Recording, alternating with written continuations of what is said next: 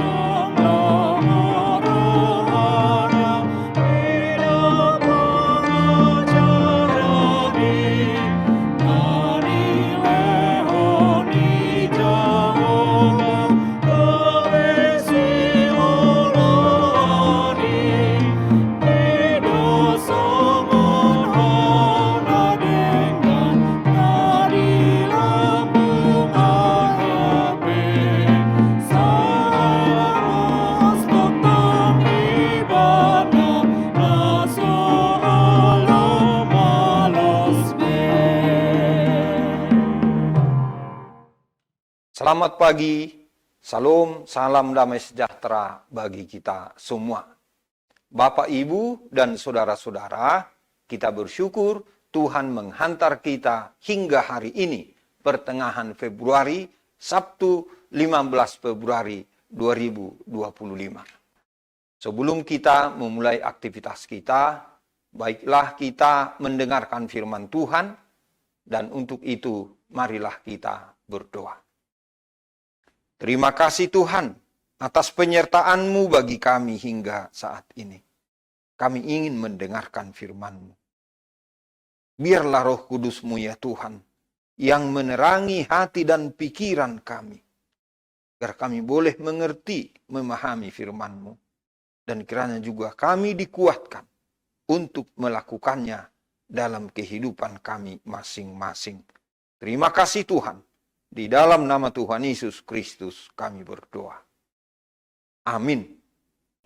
Ayat harian kita pada hari ini, Sabtu 15 Februari 2025, Amsal 3 ayat 11. Hai anakku, janganlah engkau menolak didikan Tuhan, dan janganlah engkau bosan akan peringatannya. Demikianlah firman Tuhan. Bapak, Ibu, dan saudara-saudara, saya memilih judul renungan pada hari ini, menerima didikan Tuhan. Menerima didikan Tuhan. Ini adalah suatu nasihat, suatu hikmat untuk membimbing orang percaya dalam kehidupan sehari-hari. Kepada kita sebagai orang percaya ditekankan pentingnya menerima didikan dan teguran dari Tuhan. Ini adalah sebagai bagian dari proses pembentukan karakter dan kehidupan rohani kita yang lebih baik. Marilah kita perhatikan bagaimana nasihat itu disampaikan dengan bahasa yang sederhana, namun maksudnya sangat jelas. 1. Janganlah engkau menolak didikan Tuhan. Didikan dari Tuhan seringkali datang dalam bentuk pengajaran, pengalaman hidup, atau bahkan bentuk disiplin. Jika itu terjadi, maksudnya untuk menunjukkan bahwa Tuhan peduli pada kita umatnya dan mau membentuk kita agar semakin dewasa dalam iman dan karakter. 2. Janganlah engkau bosan akan tegurannya. Teguran Tuhan bertujuan untuk memperbaiki dan mengarahkan kita kembali ke jalan yang benar. Jadi kalau kita bosan terhadap teguran Tuhan, itu berarti kita menolak atau mengabaikan koreksi yang datang dari Tuhan. Akibatnya adalah kita akan kehilangan hikmat dan berkat Tuhan. Bapak, Ibu, dan saudara-saudara, apa yang bisa kita petik dan pedomani dan lakukan melalui firman Tuhan pada hari ini. Pertama, sikap terhadap didikan Tuhan. Di sini pertanyaannya adalah, bagaimana sikap kita ketika menerima didikan ataupun disiplin dari Tuhan? Apakah kita menerima didikan tersebut dengan hati yang terbuka atau malah menolak dan mengabaikannya? Firman Tuhan hari ini mau menegaskan agar kita menerima didikan Tuhan dengan kerendahan hati. Artinya, kita menerima dengan kerendahan hati karena kita menyadari sepenuhnya bahwa Tuhan memiliki tujuan yang baik dalam setiap proses pembentukan, bahkan ketika kita atau ketika itu terasa sakit atau tidak menyenangkan bagi kita. Kedua, menghargai teguran sebagai bentuk kasih. Di sini pertanyaannya adalah, apakah kita melihat teguran Tuhan sebagai tanda kasih dan perhatiannya kepada kita? Bagaimana kita bisa lebih menghargai teguran sebagai cara Tuhan untuk membentuk dan memperbaiki hidup kita? Firman Tuhan hari ini mengajarkan agar kita menghargai dan menerima teguran Tuhan sebagai pembelajaran. Jadi di sini kita didorong untuk melihat teguran Tuhan itu sebagai kesempatan untuk belajar dan bertumbuh, bukan sebagai hukuman. Jadi kita menerima teguran Tuhan sebagai pertanda kasih-Nya yang ingin melihat kita hidup dalam kebenaran. Yang ketiga, pembentukan karakter melalui disiplin.